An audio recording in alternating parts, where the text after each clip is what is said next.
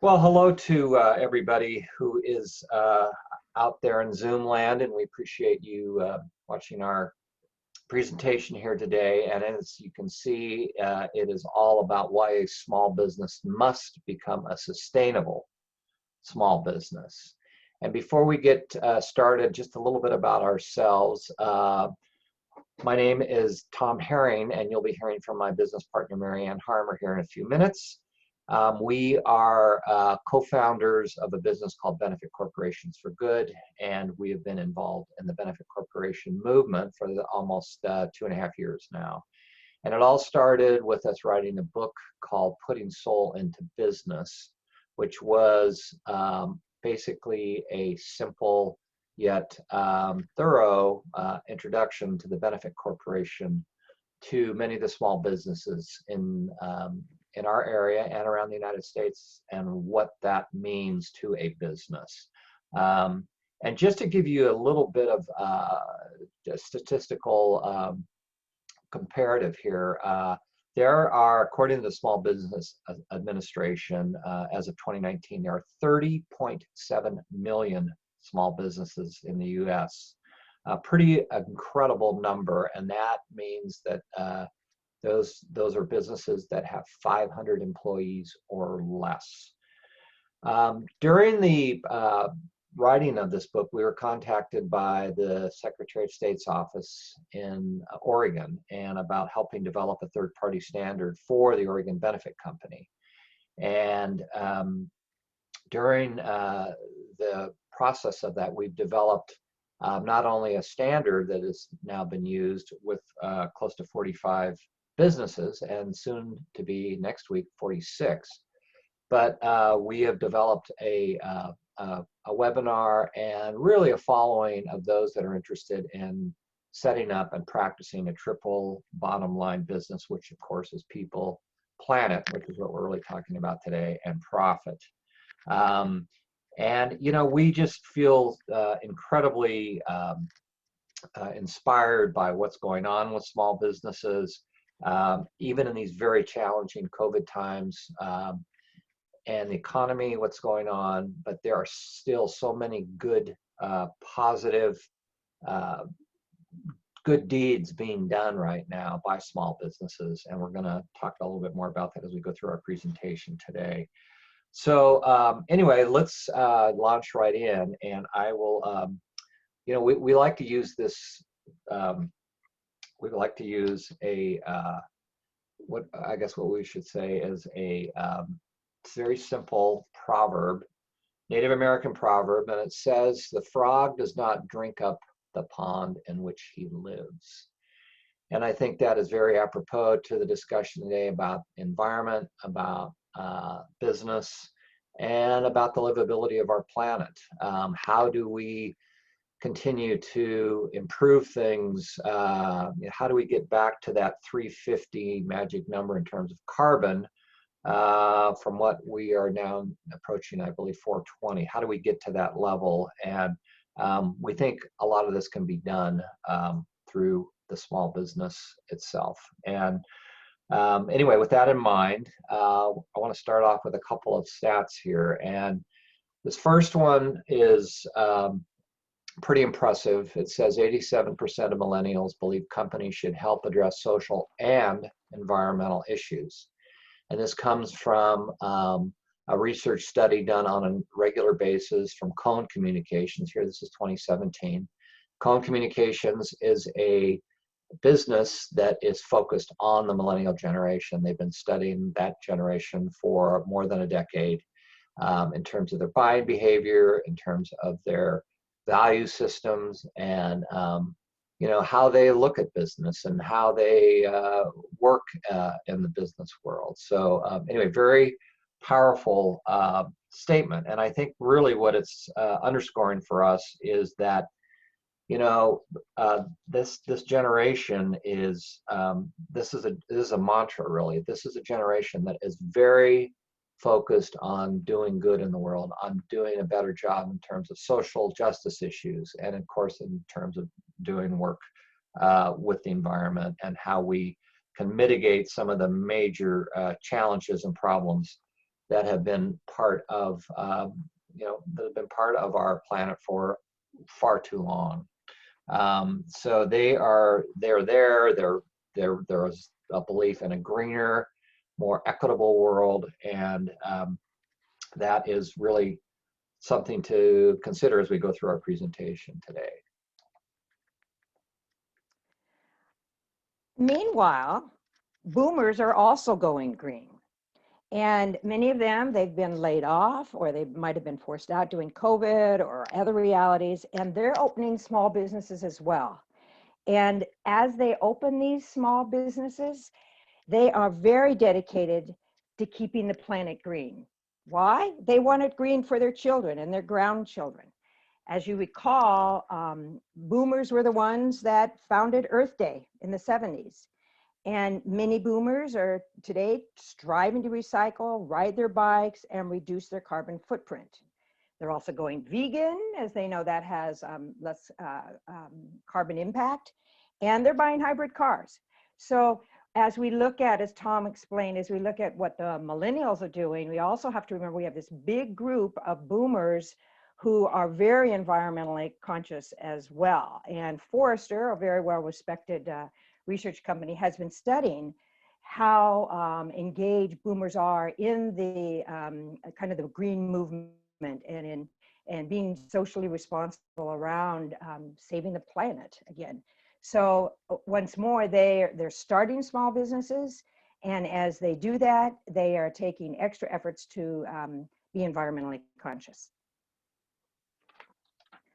Go to the next slide here.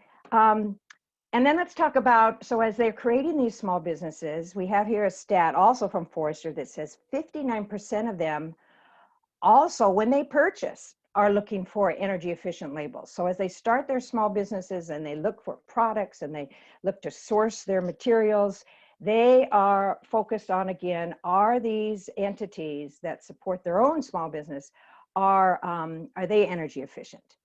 And just an interesting kind of like sidebar, boomers, maybe you don't know this, but boomers are the ones buying the greatest mix of all green vehicles. That includes electric, hybrid, plug-in hybrid, fuel cell vehicles, who knows what's next on the horizon. But they are the generation that's really pushing this in terms of, being very efficient as you commute, as you travel. They're on light rail.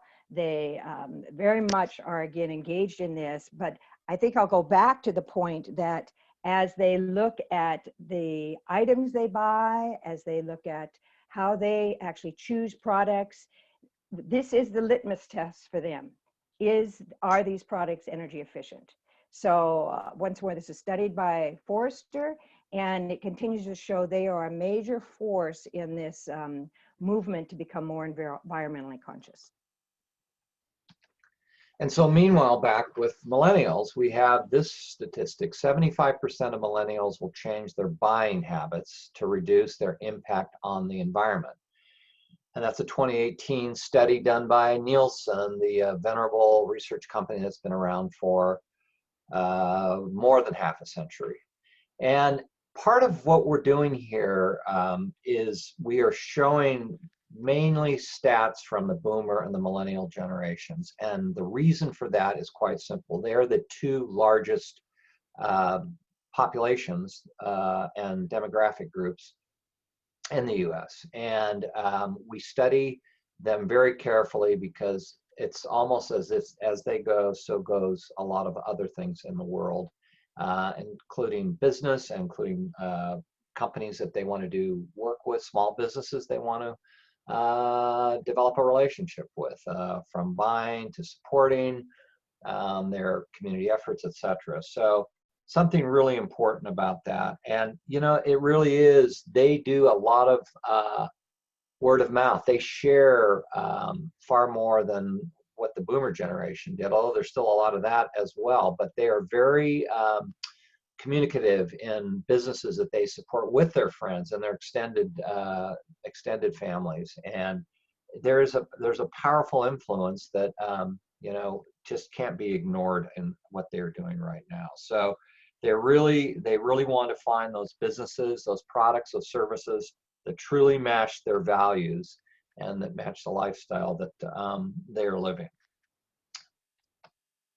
And then here's another statistic for the millennial generation, and 70% of them said they would stay with the company if it had a strong sustainability plan.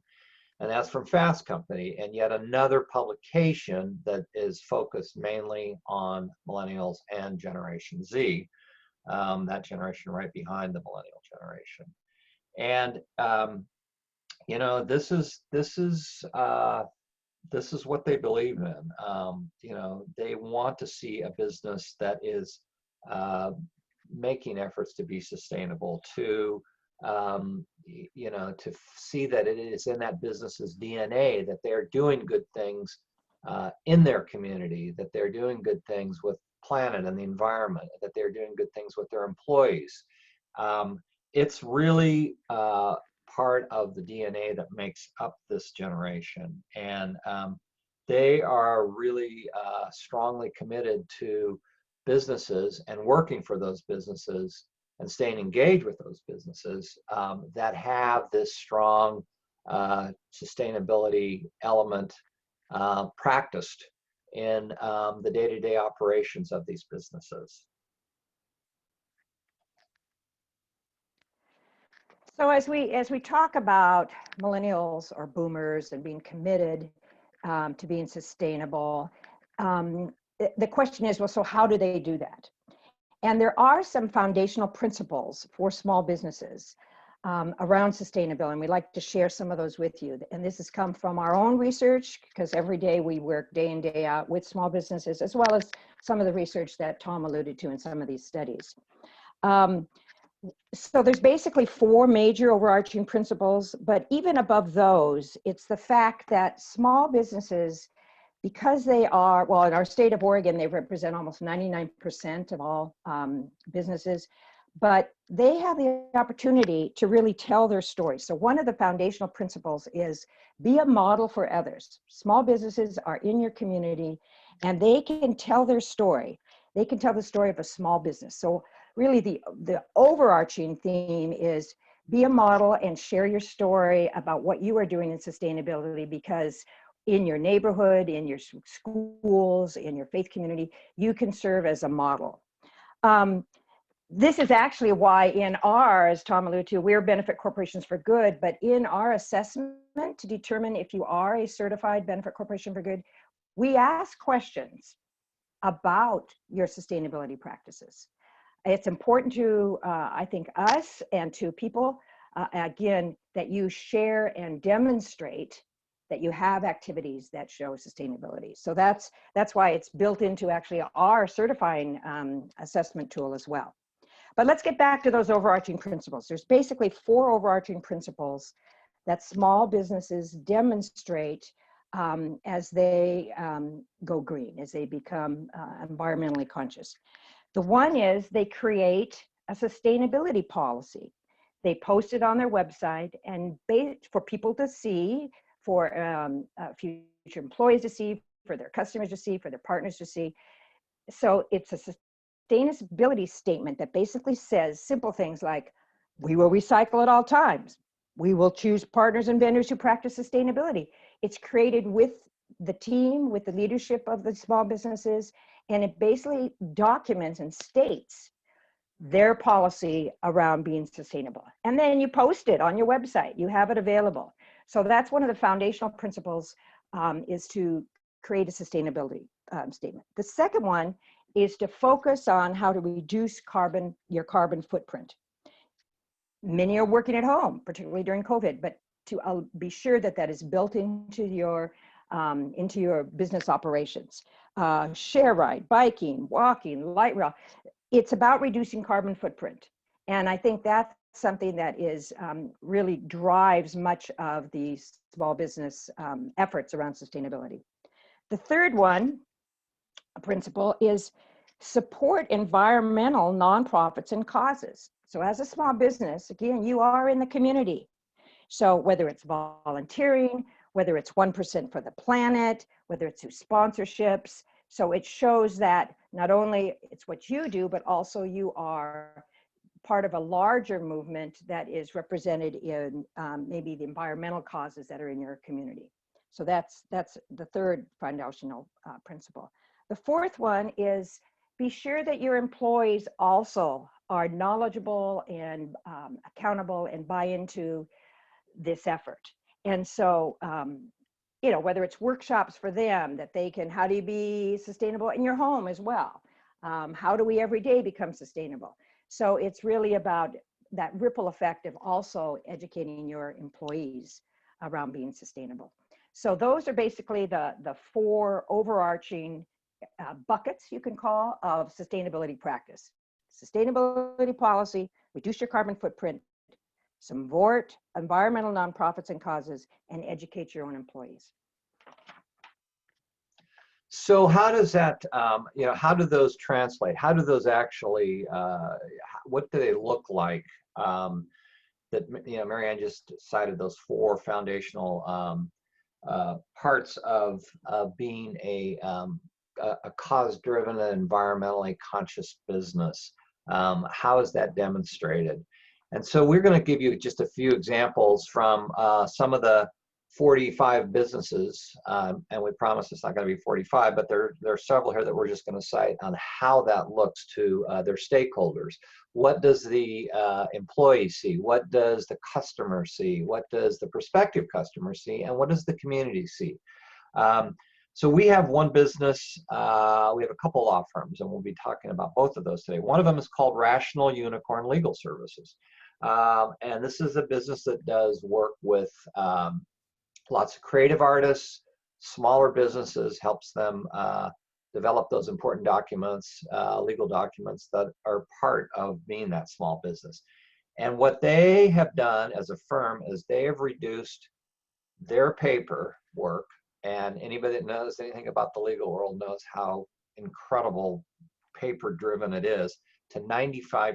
In other words, they are 95% paperless and all the legal work they do for their clients, which is an amazing accomplishment. All right, so there's an example. Tribe Pilot is another client of ours, and Tribe Pilot is an adventure app. It helps you plan outdoor exploring, and so obviously they're very close to the environment in terms of what their business is. And what they do is that they volunteer weekly with an environmental organization to help protect natural green spaces in Central Oregon, and that's where the business is, in Central Oregon. Another business, 1525 Marketing. They do a lot of promotional products work for their businesses, and they have a program called Plogging. That's with a P. And plogging is really kind of a combination of jogging and picking up, helping pick up trash in the urban center of the city of Portland. And they do this quarterly. So it's kind of a run and a walk. They have fun, they pick up garbage. They partnered with Nike in the past. Their plan actually has been picked up internationally and has been used in parts of Asia, doing exactly the same program with other small businesses.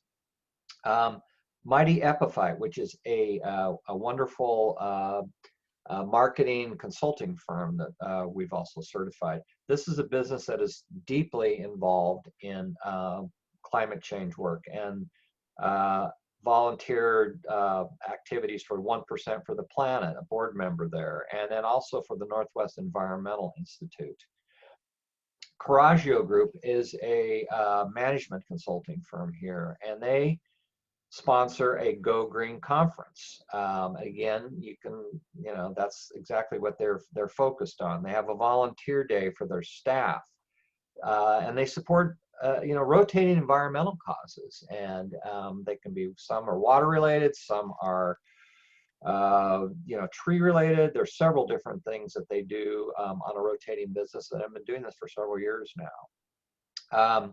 Canvas Host is a business, is an internet service provider, and one of the first green certified and 1% for the Planet businesses in that space in Oregon.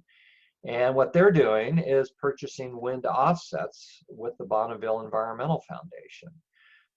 In addition to that, they sponsor the national group called Green Drinks in our area, which is for small businesses, and it is all about how does a small business go about being a better, greener business, and having lots of meetups like what we're doing here today, discussing these important issues for small business people.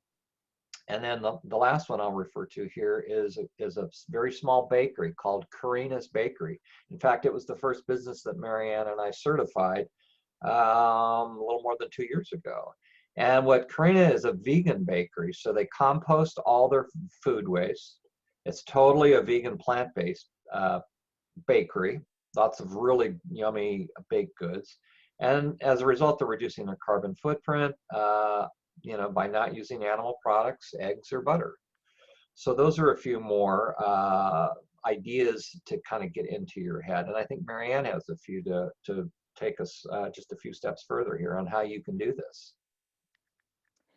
Yeah, I'm just going to share a few more examples because I think it's easy to talk globally, but we want to be sure that you have some practical examples. And as I share, I'm going to share a few more, but it's really interesting to see the breadth of kind of companies that are doing things, from, again, bakeries to internet hosting companies to professional services. That's where it all happens when you see everyone involved in this. But here's a few more examples. We certified a organization or a business called Killa de la Food. Yep, they are a food cart. They're very popular. They're out of Eugene, and they have a fish taco that's very popular. But that fish taco is made from sustainable harvested seafood. So they've made a very conscientious effort to only use seafood that's sustainably harvested. So that's what they can do, and they are proud of it, and the tacos are delicious, by the way. We have another business called Planet to People, and it is an Airbnb out in Yamhill County. They have a beautiful property. They have a beautiful home. They host guests into their home, but as they do that hosting, they also do teaching. And so they teach people about the health of the planet, as it relates to personal well-being. They have workshops around organic gardening and how do you build a rain barrel. So it's being sustainable is part and parcel of their hosting as an Airbnb. We have another business. This is a small manufacturing. They do custom formulation of liquid products. So in other words, if someone has some wonderful lavender and they want to make a lavender extract, then they make those extracts. But what they've learned is that they were importing all of these herbs, Chinese herbs, from China. Well, that's transportation-wise, that's a lot of, as you think about carbon footprint, that's quite a bit of an impact. So they have started a farm where they are teaching Chinese farming methods, and so they can have a source of Chinese herbs here and then eliminate all of that transportation. So it's called the Lillian Initiative. You might want to look it up. And basically they're bringing Chinese herbal gardening to the US. We have another organization. It's actually a local small plant shop. It's called Larkspur Plants. And they really pride themselves on only using local growers. Again, it's to reduce carbon footprint and transportation costs. They're beautiful plants. They started out just at a farmer's market. They now have a retail shop. But it's about, this is who they are. It's about local. Left Coast Raw is from Central Oregon, and they have these very delicious protein shakes that are vegan. And once more, they only use sustainable sourced ingredients, and they 100% biodegradable packaging. And the founder, he bikes everywhere. For him, it's like, it's all about being green while he runs a business. And finally, another professional service organization, another attorneys group, it's Hinkle's Law. And she actually lives in an eco-village, and she does workshops for the Oregon State Bar on sustainable future and how the legal profession can be involved in environmental efforts. She was able to engage them in the 50th anniversary of Earth Day and have representation from the legal community there. So her whole thing is, how can I insert myself in the legal community and be sure that they all understand how important it is to be sustainable. So again, this just gives you kind of a smorgasbord of the different types of businesses and what they are doing. That's unique to them. It's not like there's one cookie cutter approach. What resonates with that business, but still demonstrates that they're being sustainable. So in closing, a few final closing comments here. We see the power of the small business and the sustainability movement. We see it clearly. The small business has been the backbone of America for many, many decades. And, in fact, 99.9% of all business is done through small businesses, as we defined earlier, that SBA stat, 500 or less employees. It is a powerful movement. So much can be done to dialing back that carbon footprint of the world and getting it back to moving toward 350. We see it, as we just demonstrated, in the small business efforts that are being done. Very simple, mind you, but very effective in what they're doing for their customers, for their employees, and of course for their community. It is these small yet focused and sustained actions are really helping the planet and our communities. And just remember that as a small business, there's so many more advantages that you that work in them have over larger organizations. You have that nimbleness. You have that ability to be more flexible and to make changes where necessary to strengthen your mission with your stakeholders out there. You're connected with your community. You're connected with schools and nonprofits, as Marianne mentioned earlier, and of course organizations that serve those folks. So many advantages that are given to the small business owner and leaders. And we think the world will tip in the favor of a better carbon footprint just because of the devoted and dedicated efforts that we have from those small business owners, both in Oregon and of course around the country. So with that said, we are more than happy to answer any questions you may have, and we'll take it from there. Thanks again for your participation.